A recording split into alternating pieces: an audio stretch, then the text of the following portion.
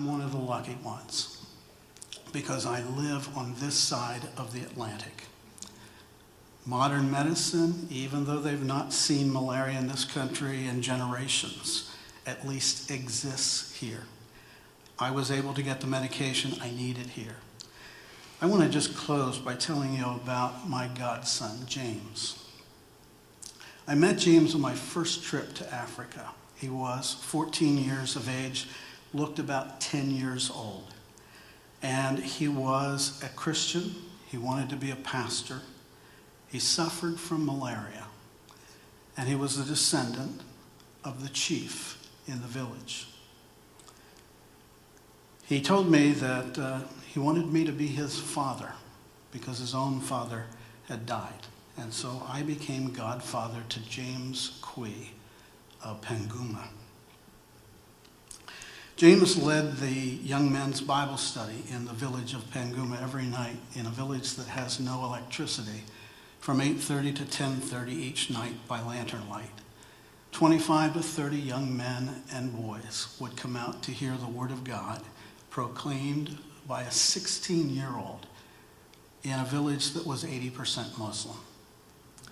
A village where the majority of people suffer from malaria, like James.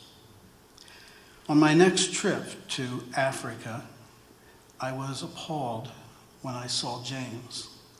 His jaw was distended, and there was this green kind of shiny paste smeared all over the side of his face.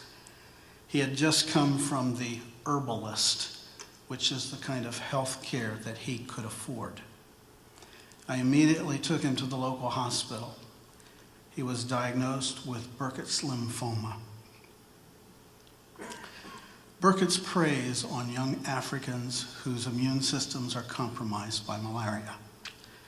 What was on James' jaw was one of 5 tumors growing in his body through his lymph system. James was treated in the hospital, but his system was so compromised by the malaria and then by the cancer that he did not survive long. I left James in the hospital in Panguma with a kiss on his forehead, knowing that that would be the last time I would see him on this earth. Part of my plan for this trip back was to visit my godson's grave. Today is for all the Jameses of this world, and especially in Africa. James was an intelligent, engaging, passionate, fiery preacher of a young man. And he is just one of millions that have been lost to this battle.